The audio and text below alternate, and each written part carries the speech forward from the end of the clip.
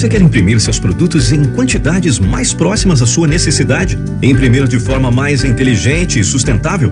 Que tal reduzir seus custos com estoques e obsolescência em uma gráfica digital totalmente automatizada? Imagine que o papel entre em bobina em uma ponta e o seu livro já sai na outra ponta impresso. E você pode orçar, comprar e enviar seus arquivos tudo de forma online e receber prontinho em seu endereço. E com o site Forma Certa Online, você faz a sua impressão sob demanda. Os seus impressos serão produzidos em até 7 dias e poderão ser entregues em todo o território nacional. Forma Certa. Mais que impressão, te presenteamos com inovações.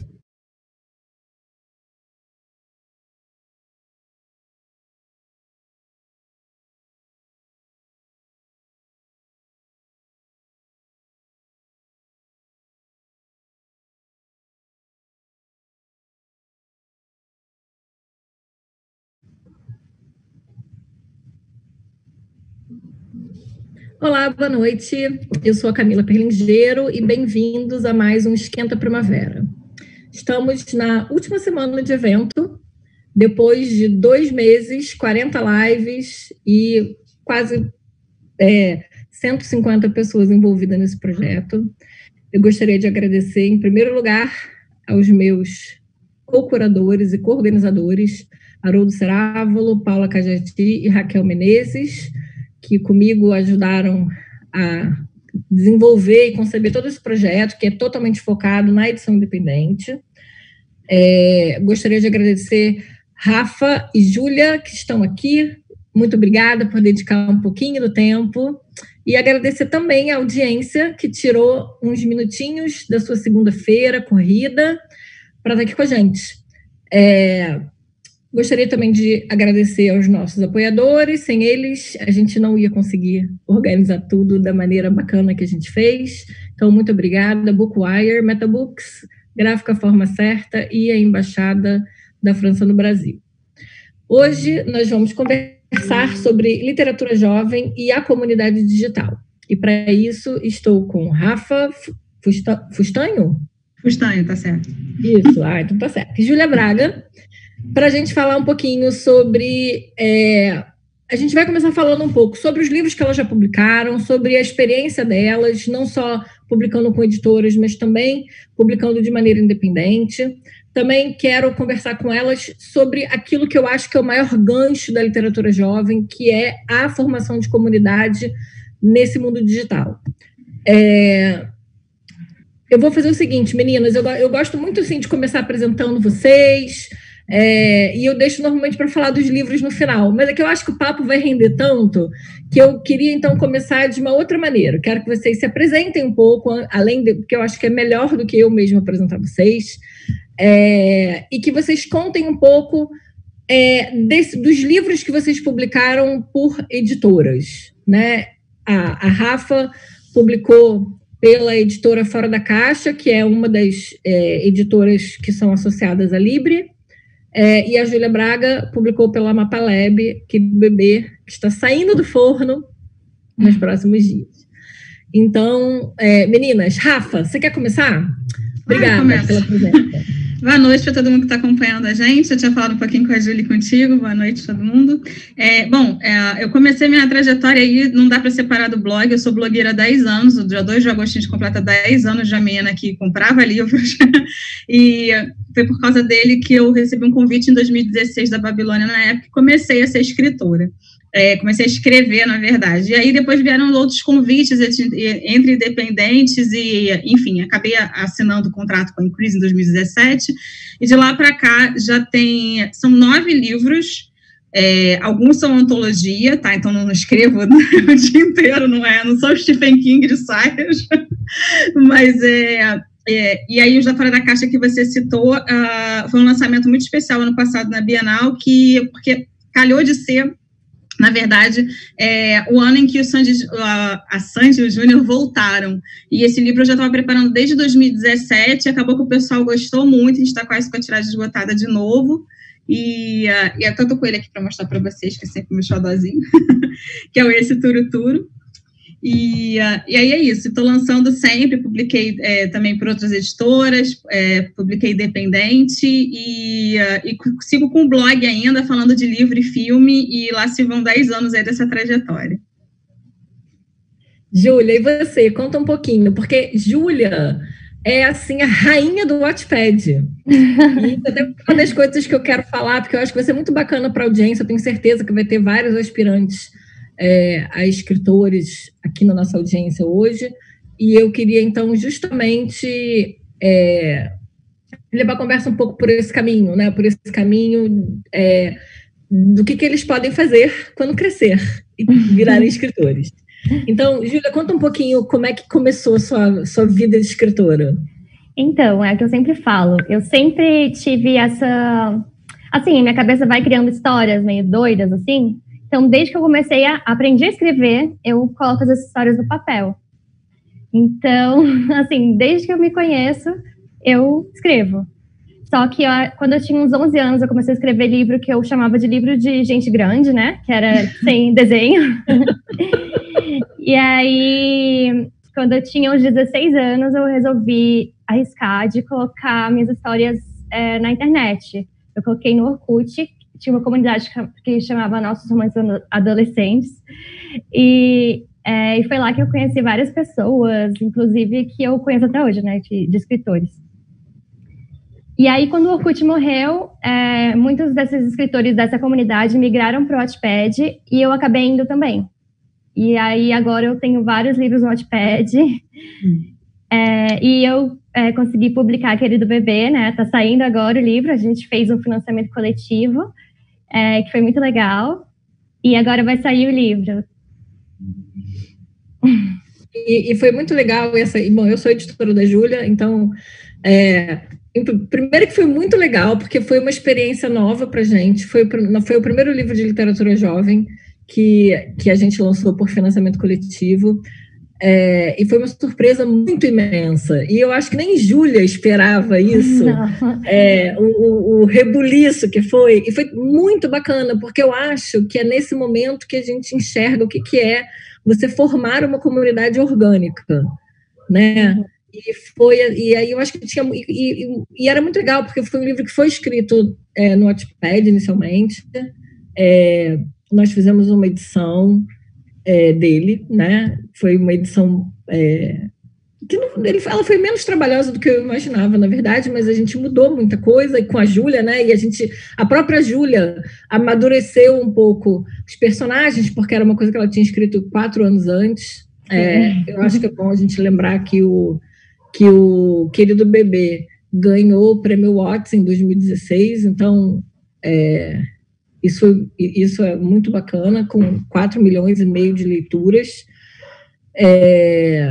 Enfim, e é importante isso, e é legal, porque o livro está saindo agora, né? Ele está na gráfica, ele está chegando nos próximos dias, e vai ser, uma surpresa muito grande, com muitos desdobramentos e tal. E eu quero falar um pouco com vocês sobre o que vocês pensam, assim, da diferença de vocês publicarem por uma editora ou publicarem de uma maneira independente? Seja um conto numa antologia, ou se você está publicando numa plataforma de leitura como o Wattpad, ou se você está publicando no KDP de maneira independente, ou se você está publicando um livro de forma independente também, que não tem uma editora por trás. Eu queria que vocês contassem um pouco como que vocês, como autoras, sentiram a diferença entre essas duas maneiras de publicar. Rafa. Olha, essa pergunta é difícil. Eu estava pensando aqui no que eu falo. Porque na verdade, eu comecei a ser agenciada pela Increase em 2017, como eu disse para vocês, no finalzinho. E aí eu já não me sinto mais tão sozinha que nem quem publica, né, ou no Wattpad, ou na Amazon, ou enfim, o que faz financiamentos coletivos sozinha. Eu tenho, né, agentes do meu lado que cuidam da minha carreira, que veem o meu texto, né, que analisam, que, enfim, que me direcionam. antes deles, eu acho que a grande diferença era que você fica meio perdido. Por mais que eu esteja já há anos envolvida com o mercado editorial, que as pessoas me conheçam no meio do mercado editorial, a minha especialidade era falar do livro dos outros e não escrever o meu livro. E aí, quando eu passei para o outro lado, por mais que eu já conhecesse, porque eu entrevisto autores já, agora vamos contar, 6 anos, né? 6 anos mais ou menos que eu entrevisto autores na Livraria da Travessa. Eu tenho um evento lá que está suspenso por causa da Covid, mas foram mais de 150 autores que já passaram, autores nacionais, então eu sabia exatamente qual era ali as dores e a delícia, né? E as delícias de se publicar independente. Eu acho que quando você publica independente, você não sabe muito, assim, o que fazer, você não sabe para que lado ir, o que é melhor, você fica sonhando com aquele livro impresso na sua casa, achando que é aquilo que vai te trazer um retorno, e, de repente, a gente tem pessoas, Camila, como a Nana Pavoli, que eu vou citar, que deu entrevista para mim outro dia, dizendo que ganha muito mais hoje em dia na Amazon do que numa editora grande, de nome que ela tem contrato. Então, eu acho que cai por terra esse mito de que só dá para fazer grana se for de editora. Né? Lógico que a editora é importante, lógico que todo mundo sonha com a editora. Eu acho que um diferencial muito grande que tem a editora nesses anos que eu estou na estrada é a Bienal, eventos, né?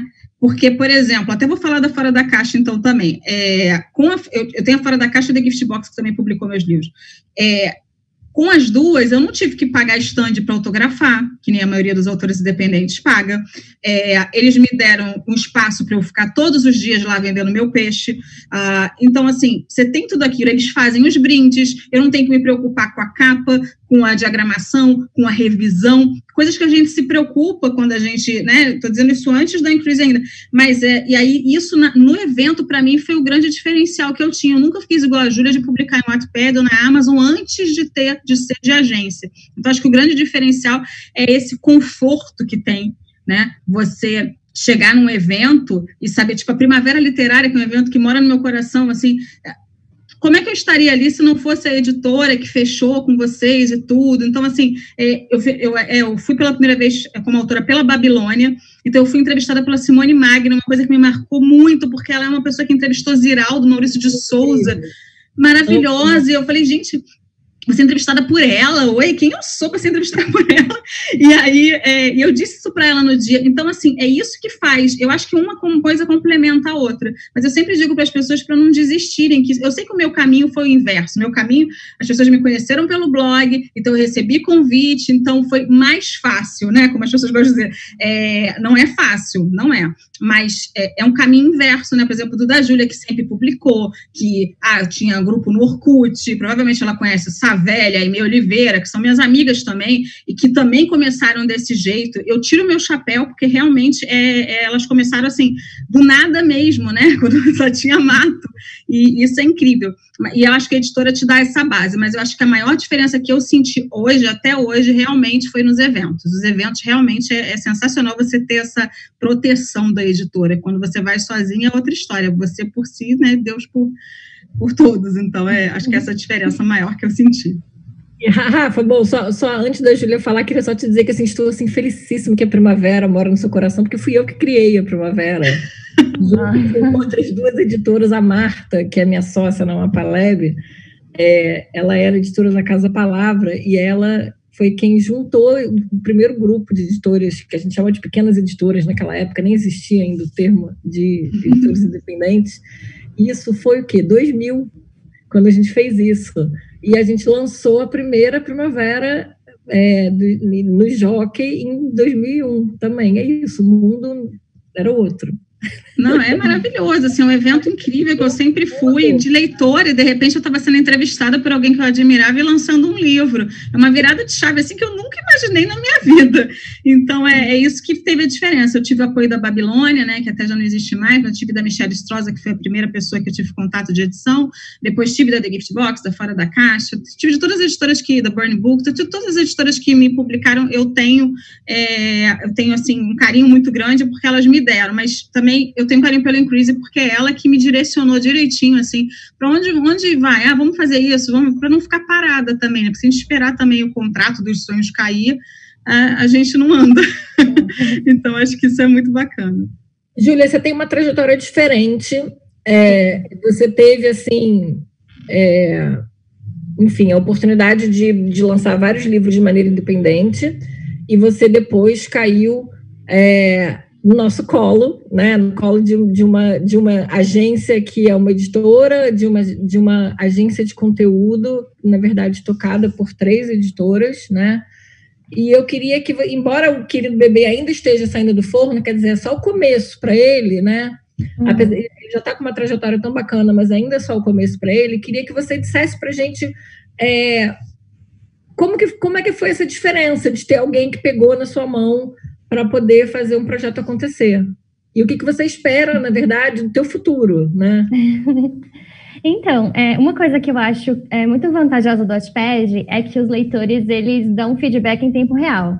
Então, assim, se você publica uma coisa que demora mais tempo, né, para você postar os capítulos, ou sei lá, você faz um livro completo e publica, você só vai saber o que os leitores acharam depois que tiver publicado e tudo. No Wattpad, os leitores, eles respondem na hora. Se você falou alguma coisa problemática, eles vão falar na hora. E aí você tem como... Eu uso o Wattpad meio como um rascunho, assim, porque é a primeira versão que eu tô colocando, entendeu? Então, tipo, não é uma versão que eu acho muito concreta. E eu acho que essa é a grande diferença também, né? Publicar com uma editora, você ter todo o amparo, alguém te guiando mesmo, igual ela falou da Increase, alguém te guiando, te falando por qual caminho ir. Eu tenho muita... Eu só quis fazer, assim, porque eu tive a oportunidade de outros projetos, só que, assim, eu não tinha confiança, assim, sabe? Porque não sabia como ia ser a revisão, porque tem muita editora que é só uma gráfica, né? Então, eu queria que tivesse todo cuidado com a parte editorial, né? Porque eu também trabalho com isso, e aí eu sei que faz muita diferença. Então, eu preferi ter tudo isso antes de aceitar qualquer coisa. Meninas, então, eu queria assim que vocês eu queria falar agora um pouco sobre outros formatos, né? Então, a gente está falando aqui do livro impresso, basicamente, mas eu queria que vocês falassem um pouco, se vocês têm experiência ou se vocês têm projetos para poder falar sobre diferentes formatos, ou seja, e-book, áudio, podcast, enfim, continuar publicando no Wattpad, plataformas independentes. Eu queria que vocês falassem um pouco se vocês têm experiência, como foi a experiência e se vocês estão buscando alternativas como essas para continuar publicando no futuro. Rafa? Olha, audiobook eu não tenho ainda, se eu não me engano, pode ser que eu esteja enganado, pode ser que a memória falhe, eu acho que no livro da menina, a Michelle fez um contrato de audiobook na época, não sei se ainda está vigente, realmente não sei, eu não sei mesmo, mas, por exemplo, e-book eles não tinham. Depois, eu comecei a publicar na Amazon, né, e os outros também têm. A primeira história independente que eu publiquei na Amazon agora foi Palácio de Areia, que é de uma antologia Femme Fatale, né, que é do pessoal da Increase, são 12 autoras, e repaginando heroínas, né, princesas da Disney. Então, a minha, por exemplo, são as duas irmãs de Frozen, e elas se chamam Pureza e Frieza, e elas são filhas de um governador corrupto. E aí foi a primeira vez que eu publiquei independente, assim, eu coloquei lá, subi tudo. O que é bacana disso, que foi igual o que a Júlia falou, de ter em tempo real, é que, nossa, você ter o seu gráfico ali de quantas pessoas estão te lendo, de quantas pessoas estão comprando o seu livro, é muito bacana. Eu nunca tinha tido isso, né? Porque, enfim, os outros eram das editoras, então eu não tinha acesso a esses números. Então, para mim, é muito gostoso, sabe, assim, ver isso. E por isso que eu resolvi, eu estou lançando agora dia 2 um outro livro, esse é o único que não é juvenil. Eu escrevi Young Adult e New Adult, mas esse é um mais adulto, não é conteúdo adulto, eu até falo adulto, mas como se fosse um tique-lit, né, contemporâneo. Os personagens são mais velhos, mas eu queria pegar todas essas ferramentas. Eu nunca publiquei nada no Wattpad, por exemplo, mas eu já pensei em escrever um conto, de repente, para testar, né, o pessoal jovem que me acompanha, mas eu acho que é basicamente isso, assim, eu gostei da experiência de ter um e-book dependente na Amazon e poder medir ali o meu público, saber quem está lendo, e é muito bacana ver que todo dia tem alguém te lendo, então isso é incrível, essa resposta a gente não tem quando a gente está numa editora, você sabe que tem alguém te lendo, mas você não sabe quantas pessoas, então é bem legal. É um conceito, né? Fica stalkeando ali milhões de leitores sensíveis ali, né? Tipo, aquele departamento vai dar ruim, você já tem ali, né? Eles mandam muitas mensagens, né? Eu acho que o jovem, principalmente, né, Júlia? Você que também tem experiência com bastante público jovem, eles são muito intensos, né? Ai, eu amei, eu preciso, ai, que máximo. E a pessoa mais velha, volta e meia, vai mandar, né? Falar assim, eu gostei muito, quando é que vai sair o próximo? Eles são muito intensos, a gente vê isso na Bienal, quando eles te abraçam, beijam, quando parece assim que eles estão vendo, sei lá, eu quando era criança conseguia ser a Xuxa, por exemplo, se emociona, é uma autora, e tiram fotos, isso é muito gostoso. Eu acho que o e-book, às vezes, te dá essa sensação de que as pessoas estão te lendo, estão te avaliando, e isso é muito gostoso, é uma resposta para o autor imediata que eu ainda não tinha nas outras plataformas. Uma coisa muito engraçada que a Rafa falou agora, e eu tenho uma filha de 9 anos, que é muito leitora, bom, filha de editora, né? E aí é muito engraçado, porque eu conheço algumas autoras, né? Thalita Rebouças, Luli Trigo, a Pan, a Babi, e a gente estava na Bienal passada, quando ela estava com 9 anos, e eu falei, olha, a gente vai encontrar com algumas pessoas, eu não sei o quê. Ela já conhecia a Thalita antes, porque eu conheço a Thalita desde, enfim, a Thalita me viu grávida, eu conheço ela há 20 e tantos anos, a gente morava junto fora. Mas a primeira vez que ela viu a Thalita, sabendo quem era a Thalita, a gente saiu para jantar, e ela assim, ficou muda, eu nunca... Foi a coisa mais engraçada, porque aí a Thalita viu que ela estava totalmente assim, starstruck, e aí ela sentou assim do lado, e a Vitória, e ela muito, né, achada, e a Thalita, garota, senta aqui comigo, que eu te vi você na barriga da sua mãe, quer dividir não sei o que comigo? Aí ficou dando comida para a Vitória. A Thalita é maravilhosa, amo. Foto e tal. E aí a gente na Bienal encontra os autores, aí tava lá, Thalita, a Pan, a Babi, não sei o quê, ela ficava assim, aí depois comprou livro, abraçou, beijou, a própria Carol Sanches, que estava lançando Vai Louco,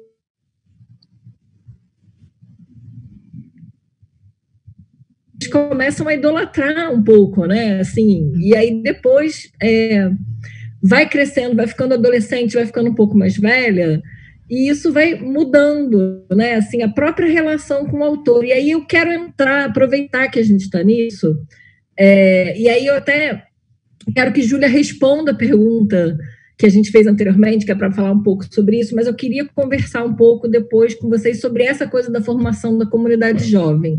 Mas, Júlia, fala um pouco assim para a gente do que você espera aí dessas novas plataformas. Então, eu...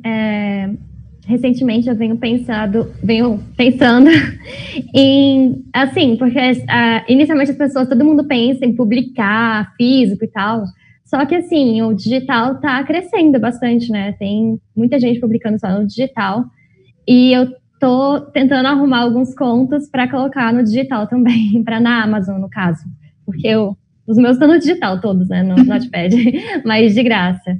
Só que para eu cobrar, eu acho que eu não consigo colocar do jeito que tá, entendeu? Então eu tenho que fazer todo o trabalhinho e tal para colocar.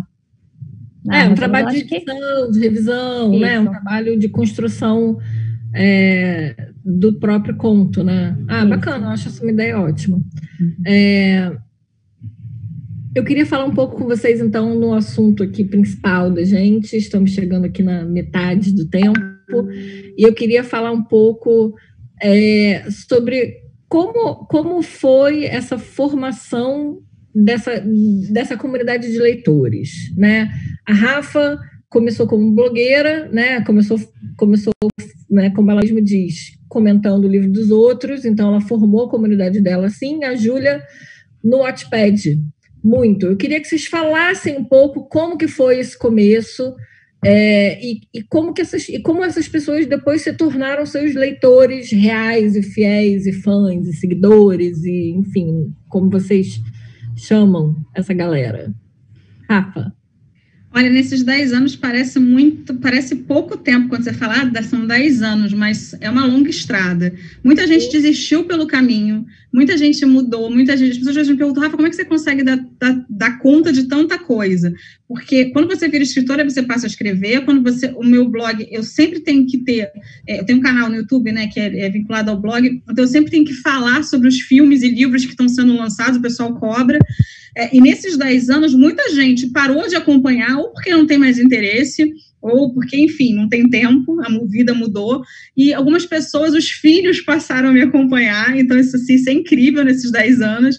Muitas das pessoas que começaram a me acompanhar lá atrás e que iam nos meus eventos e tudo, hoje são dos maiores booktubers, né? A gente tem a Kabuki, que é a Karina Leôncio, ela era daqui de Niterói, ela ia nos meus eventos, sentava, tenho foto com ela lá assistindo. Então, você olha para trás e pensa, gente, 10 anos, mas 10 anos mudou tanta coisa. E eles receberam muito bem o fato de eu começar a escrever. Mas nem todos, né, gostam de histórias young adult, por exemplo. Mas aí, como eu passei a escrever young adult, new adult, passei a né, mudar assim, um pouco, então tem gente que fala, não suporto Sandy Júnior, não vou ler esse livro. Aí não leu. Não, aquele outro eu gostei, porque se passa em Nova York. Então, como eu sou bem eclética, como eu sempre fui no meu blog e sou no meu canal, enfim, em todas as minhas redes sociais, eu abordo tudo, tudo mesmo, assim, vou desde a Segunda Guerra até a Barraca do Beijo, eu sou muito eclética. E aí eu coloco isso nos meus livros, é sempre uma homenagem a alguém, né? Então, assim, de Nova York são os filmes nova-iorquinos, o Terutura Sandy Júnior, esse que eu estou lançando agora, a minha novela turca, é sobre as novelas turcas que me tiraram de uma deprê braba na quarentena. Cada episódio tem 2 horas e meia de duração e são 40 episódios. Então, assim, eu fiquei viciada. Eu vou querer essa dica depois, porque eu adoro série turca, são as melhores para mim. Eu fiquei apaixonada. Eu fiquei louca, eu fui escrever, eu falei pra minha gente, posso escrever sobre isso? Pode? E aí entrei em grupo e comecei a fazer amizade. Então eu sou muito assim, eu acho que as pessoas que me acompanham nesse tempo, umas param de seguir, outras não, outras às vezes não têm tempo, mas receberam muito bem, assim, essa não transformação, mas mais essa adição, na verdade, né, que é, além de blogar, falar de livro e de filme, também escrever. Então, o resultado que eu tenho tido é muito positivo, eu agradeço muito a todo mundo que me acompanha nesses 10 anos, ou há menos tempo, há mais tempo, mas eu não me imagino sem o blog, porque já me tirou de depressões sérias, já me ajudou muito, inclusive na quarentena me ajudou.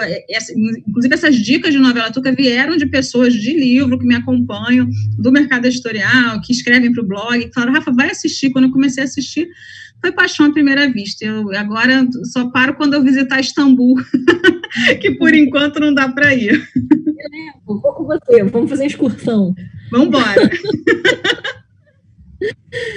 Júlia, e para você, como foi esse seu começo? A primeira coisa que você escreveu e publicou foi no Wattpad, não? Foi no Orkut. Foi no Orkut ainda, tá? Aí no Orkut eu tinha uns 16 para 17 anos, quando eu comecei a publicar lá. E o primeiro livro que eu consegui terminar foi porque foi no Orkut. E eu acho que ter esse feedback dos leitores em tempo real é uma coisa que me estimula muito. Então, assim, mesmo que eu escreva para outros lugares, eu acho que eu não vou conseguir abandonar 100% o Wattpad ou alguma plataforma que venha com esse mesmo modelo no futuro, né? Porque o Wattpad está meio esquisito atualmente. Mas aí eu comecei a publicar no Orkut e eu lembro que eu contava, assim, quantas pessoas diferentes comentaram no final do livro, para saber quantas pessoas tinham lido. E aí eu lembro que foram 50 pessoas nesse livro, que hoje chama Como nos Filmes, né? É o livro que eu escrevi quando eu era bem nova. E aí, esse livro se passava em Los Angeles, sabe aquelas coisas, né, que você escreve no exterior? Eu escrevia tudo no exterior, assim. E aí, quando eu tinha... eu não lembro quantos anos. Foi em 2015 que eu resolvi repaginar esse livro, só que se passando no Rio. Só que, ainda assim, ele tá muito ruim, porque eu não tenho tanta familiaridade com o Rio, né? Então, ele tá bem esquisito. Mas... Oi? Manda pra mim. Você é da onde? Eu sou de Brasília. Ah, tá. E aí, assim, eu acho engraçado porque quando eu comecei a publicar no Wattpad não tinha leitor, só que hoje em dia tem bastante leitor, né, nessa história, e eu percebo que essa história faz muito sucesso com as pessoas que têm a idade que eu tinha quando eu escrevi. Então, acho que é um livro para essa idade, assim, né? Mas aí, quando eu comecei a publicar, tipo, eu trouxe para o Rio de Janeiro a história, e aí eu publiquei no Wattpad, eu fui publicando aos pouquinhos, e ninguém tava lendo. Eu tava, tipo assim, que saco, nossa, ninguém tá lendo e tal. E aí eu tava muito desanimada, mas aí eu continuei postando. Só que o que me resolveu no Wattpad foi quando eu entendi que, assim, não adianta. Quer dizer, algumas pessoas conseguem, só que, assim, você consegue muito mais no Wattpad se você mergulha na comunidade, assim. Você lê o livro das outras pessoas, comenta, interage com quem comentou com o seu. E, assim, foi o que eu fiz no começo. Então, eu tinha vários livros que eu ficava lendo, aí eu ia no comentário de quem comentava no meu e via quais livros eles tinham, e lia o deles. E aí, nisso, fiquei um tempo, assim. E aí, quando eu comecei a publicar Eu, Cupido, né, que foi o segundo livro que eu publiquei no Wattpad, eu comecei a ter mais leitores. Mas porque no primeiro, como nos filmes, eu acho que eu publiquei quase tudo, e não chegou, tipo assim, a 10 leitores no máximo. Assim, não sei. E foi bem desanimador. Só que hoje em dia esse livro tá com quase 1 milhão de leituras. Então, tudo bem que 5 anos depois, né? Mas... Não importa. Você não consegue em 5 anos vender 2.000 exemplares de um livro físico, né? Então, se você compra 2.000, uma tiragem de 2.000 exemplares, é lido por 5 pessoas, mas na verdade não é. Assim, o número, o que eu mais fico impressionada é como os números no Wattpad, eles são volumosos, né? E aí, como que isso se traduziu, Júlia? É isso que eu tenho uma curiosidade de saber. Como que isso se traduziu em uma formação de comunidade? Porque isso que você está falando, de que você vai, comenta no outro, mergulha na comunidade, é um pouco o que a gente faz nas redes sociais, né? Isso. Assim... Então, o Wattpad é meio que uma rede social também, né? É verdade. Então, como que isso depois se traduziu para outras coisas? Ou seja, essas pessoas que leram Eu, Cupido, depois elas leram seus outros livros, depois elas começaram a te seguir no Twitter, ou te seguir no Instagram, enfim, nas suas redes. Como que isso foi se propagando, na verdade? Então, assim, eu não invisto muito, assim, pretendo investir, mas eu sempre fico adiando no Instagram e no Twitter. Mas, eu não sei, algumas foram migrando, e assim, o que aconteceu foi que eu fui fazendo uma amizade com vários escritores do Wattpad também. E aí, como nenhum leitor lê só um livro pronto, a gente vai compartilhando leitores, um vai lendo a coisa dos outros autores e tal. E eu acho que foi assim que cresceu a minha comunidade fora do Wattpad, mas pelos outros escritores, porque eu não invisto, assim, tipo, de falar, gente, atenção, me sigam, porque eu não... Assim, eu preciso meio que de um direcionamento melhor para isso, sabe? Porque eu não tô ainda muito preparada. Rafa, quando você começou a fazer o seu blog, que era um blog de resenha de livros... Você foi conhecendo leitores e você foi conhecendo outros autores e você foi conhecendo editoras.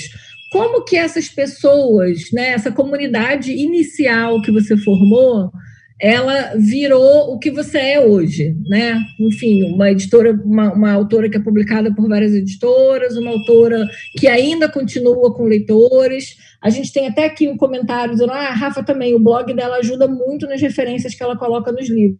Enriquece bastante. Então, conta pra gente um pouco como que foi esse teu começo.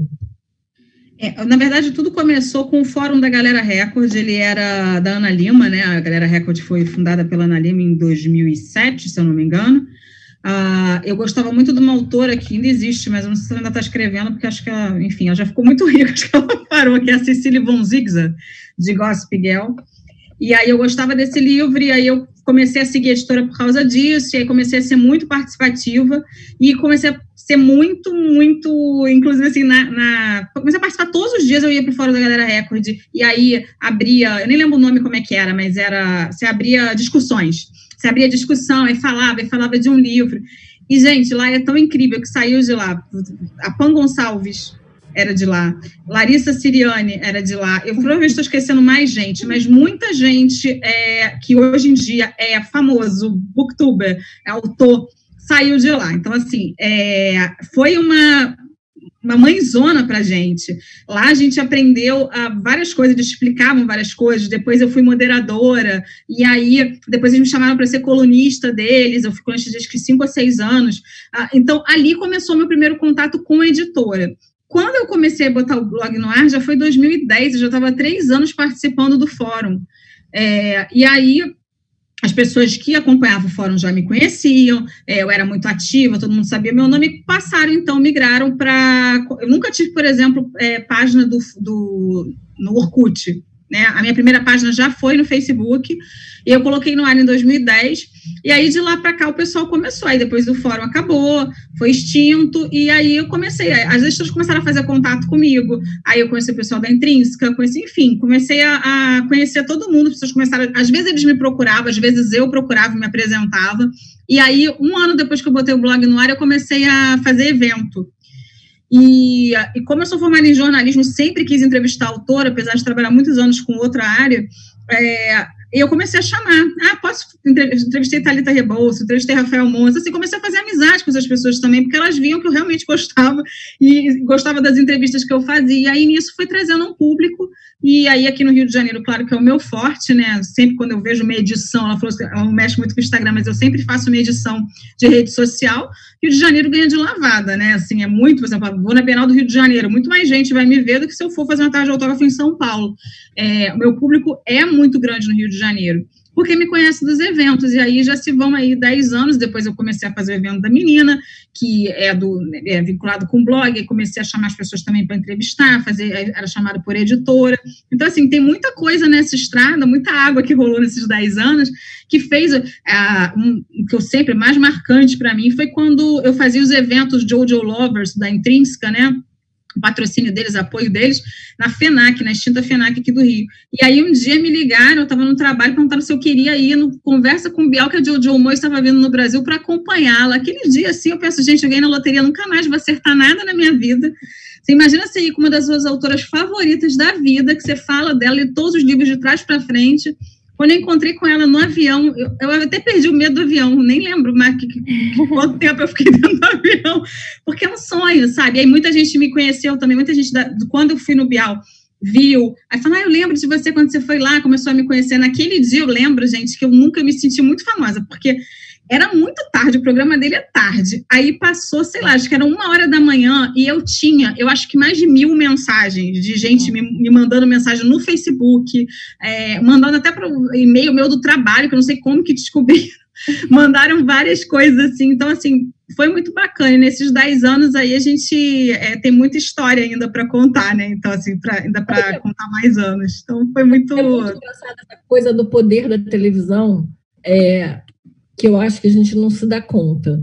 Algumas vezes eu também fui entrevistada, ou por conta da Primavera, por conta de livros que eu estava publicando, por conta de eventos, exposição e tal, e é isso. E eu fui uma vez na Fátima Bernardes, eu fui algumas vezes no Sem Censura, eu fui uma vez no programa do Canal Futura, e é impressionante o alcance. Então é isso, tipo assim, e o programa do Bial é um programa... que tem um alcance imenso, independente da hora que ele passa. Então, e a gente não se dá conta, eu acho, do alcance da televisão ainda, né? Mas foi muito incrível. Assim, aquele dia, para mim, Camila, eu nunca vou esquecer, porque também me ligaram da produção dele e falaram, olha, o Bial esqueceu o passaporte, o motorista dele pode passar aí, você vem com o passaporte dele. Eu pensei, meu Deus do céu, eu vou pegar um avião com o passaporte dele, esse avião vai cair e vão achar que esse homem está dentro. Aí eu falei, posso? Eu tenho medo de avião, né? Eu falei, meu Deus do céu. E aí veio o homem me buscar na minha casa, eu falei, gente, eu estava tendo um dia de princesa.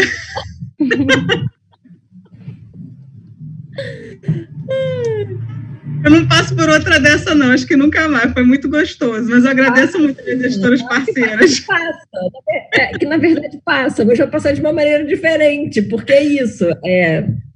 As coisas estão evoluindo. Eu estava me lembrando outro dia, sei lá, de quando eu entrei no Facebook. O que era o Facebook em, sei lá, 2007, 2008. Aí depois teve Pinterest. Eu me lembrei que tanto do Pinterest quanto do Instagram fui beta tester, com contas e tal.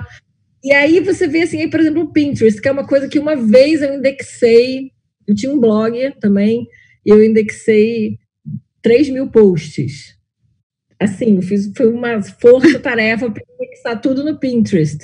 E hoje eu tenho uma das maiores contas do Pinterest, assim, que tem 12 milhões de acessos por mês. E é uma coisa que eu nunca mais eu entrei lá dentro, porque eu mesmo não tenho hábito. Tipo assim, porque eu adoro Pinterest, mas em algum momento eu me dei conta que eu não ia fazer nenhum daqueles projetos do it yourself que eu ia fazer. Ou uma receita. E nenhum negócio para minha filha de feltro. Eu não ia ser essa pessoa. E eu fui abandonando, porque a minha casa não ia ser uma casa Pinterest. Então, eu fui abandonando. Mas aí, outro dia me liga o Pinterest. Então, porque você tem uma conta super isso. Eu falei, tem. Aí eles, então, você está com 12 milhões de pessoas que te veem todo mês. Eu falei, meu Deus, vou fazer alguma coisa com isso. E aí, na verdade, é muito engraçado, porque a gente que está de uma maneira muito pesada na internet, a gente começa a não se dar conta da própria responsabilidade. E é isso que eu queria falar um pouco com vocês agora. Vou começar então agora pela Júlia. Júlia, queria um pouco que você falasse sobre a responsabilidade de ser uma pessoa que é ouvida na internet, uma pessoa que tem uma voz ativa, eu detesto essa palavra seguidores, porque é isso, porque fica uma coisa meio de culto, eu não curto, mas enfim, você tem pessoas que te seguem e que te ouvem e que interagem com você, e eu quero que vocês duas pensem um pouco e falem comigo sobre essa responsabilidade que vocês têm. Por que eu estou fazendo essa pergunta? Há 8 anos, sei lá, quando a Vitória nasceu, é isso, tem mais de 8 anos, eu criei um blog de maternidade. E esse blog passou, em algum momento, a ter 1 milhão de acessos por mês. E era uma coisa muito louca, porque vinham as perguntas mais doidas para mim, e as pessoas falando de abuso sexual, e as pessoas falando de, eu quero saber qual remédio que você dá para sua filha, e aquilo foi me enlouquecendo, assim, no sentido de que aquilo me assustava muito, porque você escrevia uma coisa que era totalmente do seu coração, era uma coisa que, né, sei lá, eu sou muito assim, eu escrevo de uma maneira muito crua, e aí é uma coisa meio que para me livrar, assim, me sinto Hemingway, sabe? Eu escrevo para me livrar daquilo que está me enlouquecendo na minha cabeça. E eu me lembro, assim, assim, eu tenho muito cuidado com o que eu escrevo, porque eu acho que tudo aquilo que a gente coloca pode sair do controle, sabe? E assim, eu penso muito nessa coisa da responsabilidade. A Júlia falou um pouco sobre essa coisa de você já ter leitores sensíveis, quer dizer, quando você publica no Notepad, se você está publicando alguma coisa que não está soando bem para alguém, essa pessoa vai falar, e eu queria que vocês falassem um pouco sobre responsabilidade, sobretudo quando vocês escrevem para jovem, porque assim, uma coisa que todo editor sabe é que o jovem não perdoa. E a gente está falando demais nessa coisa da cultura do cancelamento, que é um movimento assim, que para mim, que já estou com quase 50 anos, é uma coisa estranhíssima, mas que é uma coisa muito real hoje na internet hoje. E eu queria que vocês falassem um pouco dessa preocupação. E assim, e até onde vocês vão, sabe? Assim, por exemplo, vocês ficam sempre num terreno seguro ou vocês conseguem dar um passinho maior e ir testando até onde vocês podem com o público de vocês? Ju.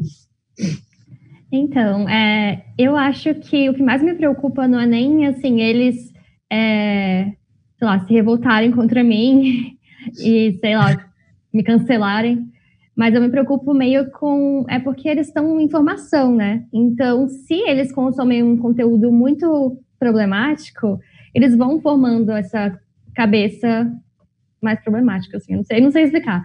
Então, por exemplo, em Querido Bebê, começa a história e a menina que tá grávida, ela não quer o bebê. E desde que eu comecei a postar, tem muito isso, muita gente falando assim, que é absurdo falar isso do bebê, porque não sei o que, começa essa polêmica, tipo, de aborto, não sei o que. E aí, antes eu ficava, assim, muito incomodada, porque eu senti uma responsabilidade muito grande, de, tipo, mostrar para eles que não era bem assim, sabe? Porque é normal, assim, eu vivo numa bolha que as pessoas entendem como funciona, assim, tipo, o aborto, não, as pessoas não fazem porque querem, né? Então, eu vivo numa bolha que as pessoas estão não a favor do aborto, mas ok, assim, né? Tipo, a favor da escolha. E aí, quando eu vejo tantos leitores, porque tem muita gente contra. Então, eu vejo muitos leitores com muita raiva da personagem porque ela não quer o bebê, inicialmente. E isso me deixava muito preocupada, de não conseguir passar. Só que aí, eu acho que, com o tempo, quanto mais eu ia postando, porque assim, o Querido Bebê foi uma experiência muito diferente, né? Porque eu já tinha bastante leitores que vieram de Eu Cupido, então tinha, tipo assim, 1000 leitores me acompanhando por dia, cada capítulo, e assim, era muito intenso. Então eu via as pessoas mudando de cabeça, assim, sabe? Realmente, eu não tinha pensado por esse lado. E isso me deixava feliz, mas ao mesmo tempo me deixava agoniada, porque obviamente eu não vou conseguir alcançar todas as pessoas, e também eu não tenho a versão certa, universal para tudo, assim. Então, eu acho muita responsabilidade falar com jovens, mas por isso mesmo, né? Pela formação e também eu acho essas coisas. Então, eu tenho essa preocupação, mas eu também não tenho segurança para falar de alguns tópicos com tanta propriedade. Com tanta propriedade. Então, pelo menos os pequenininhos que eu consigo, eu tento passar. Tem outro livro meu que eu acho que os leitores, eles têm uma reação muito de machismo com a protagonista. E eu tentei conversar com alguns leitores, mas eu acho que a principal coisa disso é realmente que eu fico preocupada com os leitores, sabe? De eles estarem nesse momento que eles podem ter a cabeça um pouquinho mais aberta, começar a explorar outras possibilidades.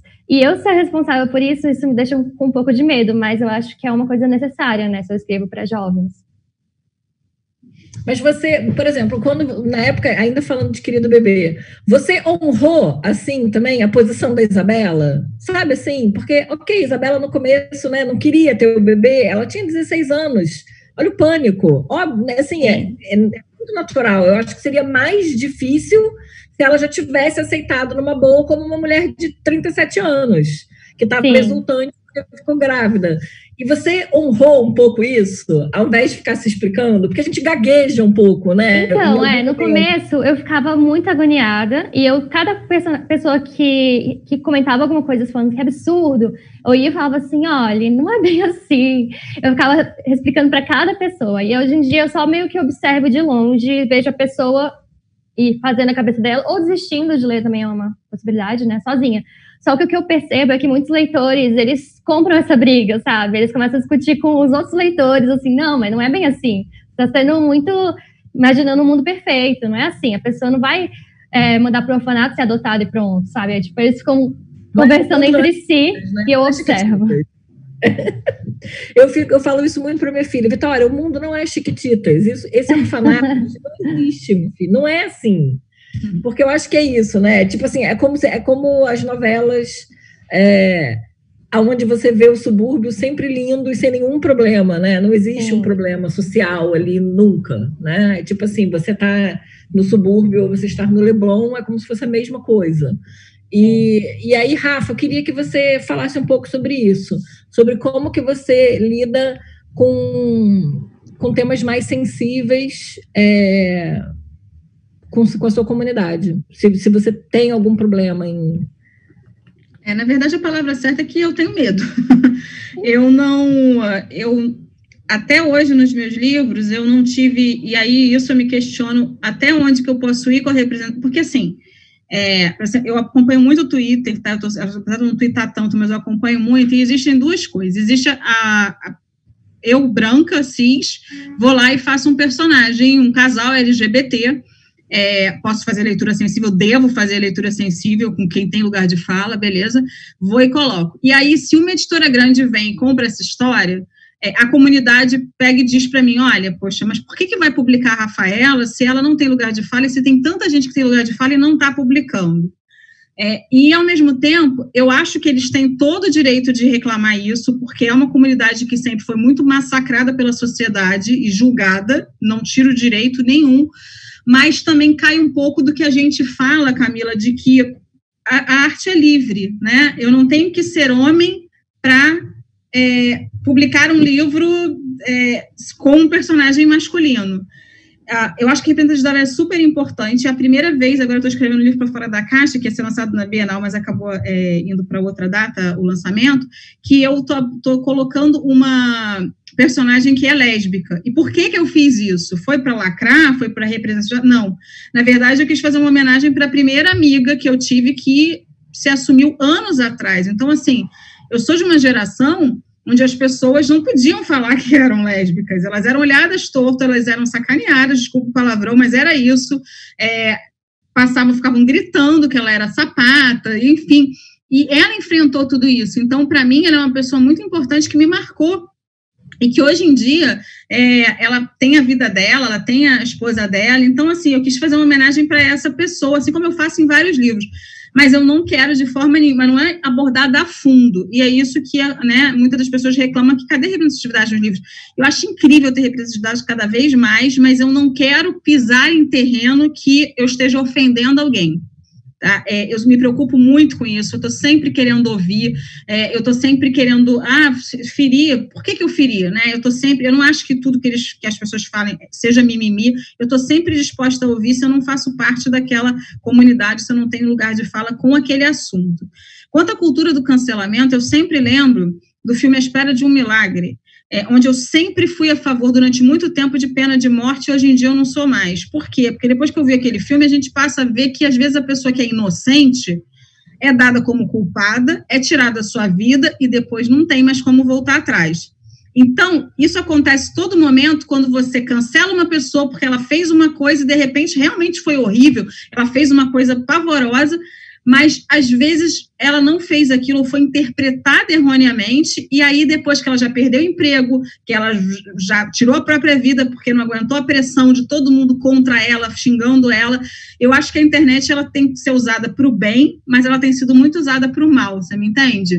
Então, eu tenho muito medo disso, eu sou muito contra essa cultura onde a gente atira pedra sem ouvir antes. Eu não estou dizendo que as pessoas são boazinhas, que todo mundo é um amorzinho, que as pessoas estão erradas de parar de acompanhar, mas acontecem erros, né, como até foi noticiado semana passada, de um homem que era um caminhoneiro, acho que era caminhoneiro, alguma coisa assim, uma profissão assim, enfim, trabalhava com o carro da empresa, e ele fez um sinal que era esse aqui de ok, que as pessoas fazem, tem até emoji, e eu não sabia que era um sinal racista também, e um homem que era negro, viu, tirou foto, postou, disse que era racista, ele perdeu o emprego, ele era filho de mexicano, a gente sabe como os mexicanos também sofrem lá nos Estados Unidos, assim, tem muita xenofobia, e acabou com a vida dele, ele perdeu tudo, ele está todo endividado, e ele disse, e aí o próprio cara pediu desculpas depois para ele, dizendo que entendeu que aquele gesto que ele fez não foi por mal, depois de saber que ele era mexicano, mas era tarde demais, a gente já tinha prejudicado uma pessoa.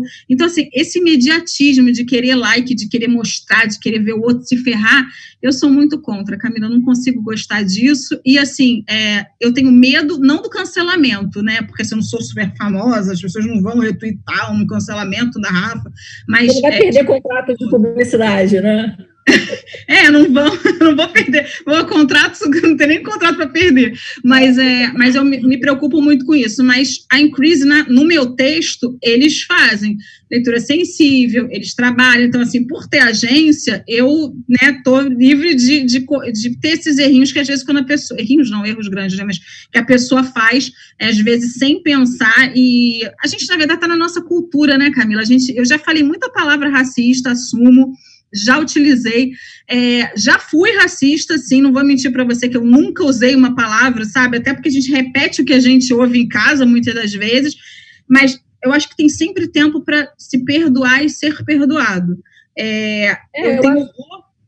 Eu tenho horror de racismo e, assim, eu tento sempre trabalhar com essas coisas, né, com questões que precisam ser abordadas cada vez mais e precisam ter seu lugar no entretenimento. Então, acho que o medo existe, mas eu tento utilizar da melhor forma e com consciência de que deve ser abordado, mas abordado de forma correta. Muito bom. Meninas, nós temos, assim, 6 minutinhos. Eu vou fazer o seguinte, nós temos 4 perguntas para serem respondidas. Eu vou dividir e aí depois a gente entra nas considerações finais. A Asas Alvarenga pergunta, Júlia, você já teve contato com fãs no mundo real? Como é a diferença entre ter um grupo de pessoas que te apoia tanto digitalmente? Então, ela quer saber a diferença de você ter encontrado com fãs na vida real e com a galera que você interage no seu dia a dia virtual. Acho engraçado que a pergunta veio da Asas, que Asas é meu amigo. E ele já foi dormir na minha casa, assim, né, de passar o Natal comigo. Foi Natal? Acho que foi o Natal. Enfim. Então, amigo, assim... querendo saber da sua galera. Na verdade, ele tá querendo saber qual é a galera que você curte mais. Assim, assim, eu só tive experiência de, assim, outros escritores também, que alguns já me leram. Eu não tive, assim, eu nunca fui em nenhum evento com nada publicado, assim, só Notepad. Então, não sei muito bem. Uma pergunta para Rafa. Rafa, como é fazer eventos presenciais com seu público online? Quer dizer, esse público que só te conhece da internet. Você falou que muitas pessoas que te seguiam foram te ver online, foram te ver presencialmente e que você também foi formando a sua comunidade na vida real, que depois elas passaram para a internet. Como que é essa mistura, né? Enfim, dessas pessoas que saem do digital para te ver no mundo de verdade e ao contrário? Eu tenho feito lives da Menina, que são uma versão pocket do meu evento, com autores internacionais, por exemplo, que eu não poderia fazer levando-eles para a travessa. Eu gostaria muito de ter apoio para levá-los. Então, eu acho que está todo mundo se divertindo com essas lives, tanto o pessoal que ia nos eventos que não veria. Então, eu estou tentando fazer com pessoas de outros estados que não poderiam estar no evento, né, por causa da questão de localidade. Eu acho que as pessoas que estão no Rio e que vão nos eventos estão adorando isso, que eu tenho o retorno deles de que eles estão adorando essas lives, até porque não está podendo mesmo aglomerar em livraria. E aí foi um formato que eles que me indicaram, na verdade, Camila, eu estou fazendo aí eu já fechei a agenda até o final do ano, graças a Deus, e agora, dia 2 de agosto, eu vou entrevistar a Carla Phillips, que é uma autora que eu amo de paixão, assim, que eu já acompanho desde a adolescência. Então, assim, estou fazendo várias... Hoje em dia eu fiz live com a Beth Reckless, da Barraca do Beijo, né? Fui convidada da Astral, então essas lives eu jamais faria, né? Assim, se não fosse... ela teria agenda cheia, ela ia estar viajando o mundo inteiro se não fosse a Covid, então eu não poderia falar com ela, então a gente tem que tirar proveito aí de alguma coisinha boa dessa época de quarentena. E aí eu vou terminar com uma pergunta para vocês duas, que vocês acham que a pandemia pode ser um bom pano de fundo para um romance? Júlia, você acha que depois que essa pandemia acabar, vocês acham que as pessoas não vão nunca mais querer falar sobre o assunto, ou vocês acham que a pandemia vai ser um período muito importante na história e que a gente vai conseguir usar como pano de fundo para romances? Eu acho que, assim, pelo menos eu acho um pouco difícil ignorar, né? Porque nunca na minha vida, ou sei lá, até na vida dos meus pais, teve uma coisa tão diferente, assim. Às vezes até eu acho que tô sonhando, assim, sabe? Já tem 4 meses, 5 meses, sei lá. E eu ainda não sei se é verdade que tá acontecendo isso, porque é muito estranho. Então, eu acho que para mim vai ser meio difícil ignorar, assim, nas histórias. Tudo bem que, por enquanto, tá sendo difícil incorporar a pandemia nas histórias, porque as minhas histórias elas já estavam planejadas de antes, né, de existir a pandemia, mas eu acho que mais para frente vai ser difícil não colocar, assim, pelo menos alguma menção, ou sei lá, porque senão 2020 foi perdido, assim, né, a gente só finge que não existiu. Não, fora que tem uma coisa que é isso, né, assim, a pandemia é uma coisa que é isso, surge em 2020, né, é uma coisa brutal e violenta e que vai mudar a gente de muitas maneiras. Ele é um ano perdido para projetos e eu acho que ele é um ano perdido escolar. Eu vejo a minha filha com 9 anos, sobrinhas fazendo vestibular aos 17 anos e sofrendo muito, porque estão perdendo o último ano da escola dentro de casa, estão chateadíssimas, preocupadas com o Enem, preocupadas com o vestibular, preocupadas com a faculdade, não estão conseguindo se concentrar.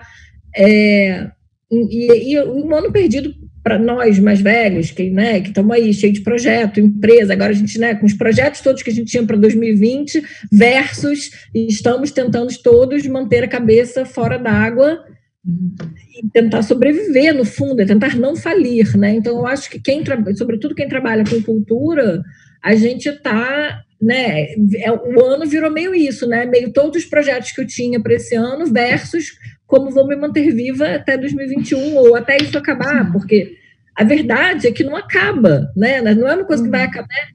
É um período de tempo, 31 de dezembro acaba. Na verdade, não acaba, né? Assim, nem tão cedo, a gente ainda vai ter resquícios, segundas ondas, terceiras ondas, vacina para o mundo inteiro, enfim. A gente tem aí muitos obstáculos para superar, né? Então, eu concordo com você. Eu acho que vai ser muito difícil a gente ignorar, porque isso vai ser ignorar um pedaço imenso da história. Rafa, como que você vê isso? Eu já tinha projetos, né, para esse ano, inclusive esse que eu estou lançando pré-venda dia 2 de agosto, ele é uma trilogia, vai mexer sim, porque na verdade uma das histórias se passaria na Turquia, eu estava planejando ir para a Turquia para ter inspiração, assim como eu fiz com os outros livros que abordam o país, e eu não vou poder, então eu não sei, o pessoal que me acompanha diz que não quer história triste, dentro de casa, todo mundo de máscara, passando álcool em gel, então, porque é a nossa realidade hoje.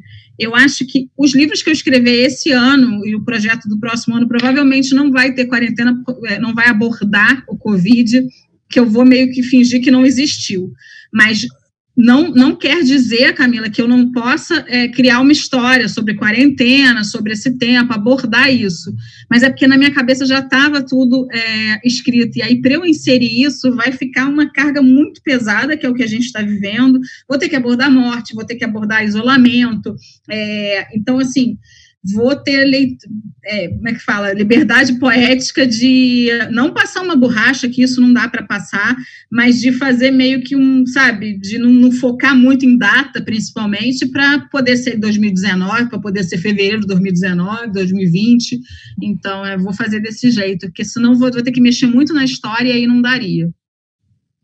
Mas vocês acham que a gente vai ter muitos livros falando sobre pandemia? A gente já tem uma série de antologias sendo lançadas sobre histórias da quarentena, romances da quarentena, mas vocês veem, assim, romances falando sobre pandemia no futuro? Na verdade, não só romances, mas histórias versas.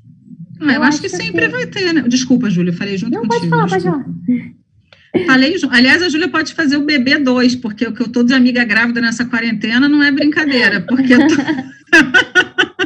Você vê que tudo é uma questão de faixa etária, entendeu? Porque a minha faixa etária já está querendo matar o marido e ir para o cinema, entendeu? Se os cinemas estivessem abertos. Então, né, tudo é uma questão de perspectiva. Mas eu acho que sim, eu acho que já tem bastante distopia sendo escrita em antologia, que nem você falou. Eu tenho amigos que, Vinícius Grossos, outros amigos que lançaram também sobre quarentena, e que inclusive aproveitaram um período fechado para produzir, isso é incrível, então o pessoal tem gostado, às vezes o final não é triste, então também é legal. Mas eu só acho que não pode ficar pesado e só isso, né? Só lançar isso, senão a gente fica igual a época de Crepúsculo, que só lançava um vampiro e a maioria das pessoas tem nem mais vontade naquela época de olhar para vampiro. Eu amo Crepúsculo, tá, gente? Não, quem não me conhece, não vai estar que eu estou falando mal, não, que eu sou Team Edwards forever. Mas entendeu? Eu acho que também não pode exagerar de só se falar nisso, mas sim, abordar o tema, tá acontecendo determinada coisa, e aí, né, a gente não sabe quando é que vai ter vacina, de acordo com Dória vai ser em janeiro, né, mas, enfim, ele falou que vai ser janeiro, vai ver a dele, né, a dele deve ser em janeiro.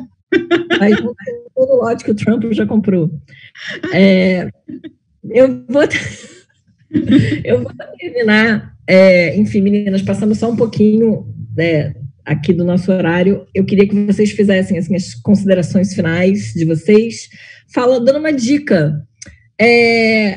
Você falou muito essa coisa, eu não quero nada triste. Eu, por exemplo, eu tô assim, vendo as coisas mais idiotas para tirar um pouco desse peso que a gente tem no dia a dia, das notícias, da nossa própria vida, né? Das perdas que a gente está, né? Todo mundo está tendo algum tipo de perda. E eu queria, então, que vocês dissessem para mim o que vocês estão vendo e o que vocês estão lendo nesse momento. E que a gente vai terminar logo depois disso. Júlia, pode falar na frente, porque eu vou ter que colar aqui, que eu não sei falar turco. A Rafa vai ter que, por favor, traduzir todos os nomes turcos para eu anotar aqui. Pode falar antes, Júlia. O que você está vendo nesse momento? Eu tô lendo alguns livros de algumas pessoas, né, que eu pedi no Twitter. Alguém tá escrevendo algum livro? Que eu gosto muito de ler livro que tá, assim, completo, que o pessoa tá escrevendo na hora. Então, eu tô lendo alguns livros assim. E eu tô assistindo Good Girls, a última temporada, a 4ª temporada que saiu agora. É isso que eu tô vendo, basicamente. E você, Rafa? Já deu aqui para colar. Muito obrigada, Júlia, Deus lhe pague. Kurt Seit Vesura. Acho que é isso. Tô lendo o livro e tô assistindo a série que tem exatos, deixa eu ver aqui, gente, são 40, acho que 20 episódios, de 2 horas cada um. Eu tô no 5º. Tô lendo o livro para fazer a comparação, que eu gosto muito de abordar isso no canal, de como é que foi o livro, como é que foi a série, mas vai demorar um pouquinho.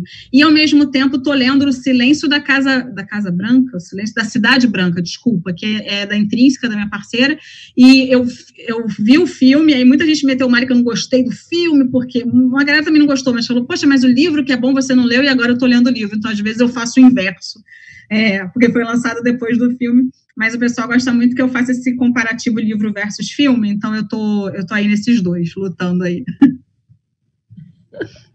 Gente, Rafa, Júlia, muito obrigada mais uma vez pelo convite, enfim, por terem aceito o convite da gente, por estarem participando do Esquenta Primavera.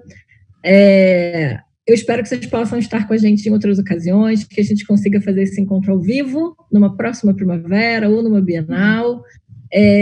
Quero agradecer a todo mundo da audiência, todo mundo que mandou beijos para Júlia, chamando Júlia de rainha, dizendo que Rafa é incrível. Enfim, obrigada. A gente teve aqui uma galera boa líder de torcida de vocês, meninas. Eu quero agradecer, então, mais uma vez a Libre, que é o guarda-chuva, que apoiou o evento Esquenta Primavera. Mais uma vez agradecer aos meus queridos curadores, Paula, Haroldo e Raquel, e os nossos apoiadores, Bookwire, Metabooks, Gráfica Forma Certa e Embaixada da França no Brasil. Quero que vocês fiquem. Teremos mais uma live às 8h30 para quem é do mercado editorial ou que está querendo entrar no mercado editorial. A gente tem Marcelo Joia e o Vander Endo, da editora W4, Marcelo da Bookwire, falando sobre o mercado digital ontem, hoje e amanhã. Então, é agora às 8h30 aqui mesmo. Se vocês já estavam inscritos, é só vocês entrarem. Muito obrigada, gente. Eu que agradeço, foi um prazer conversar com vocês. Obrigada. Tchau. Beijo. Ah, que gracinha!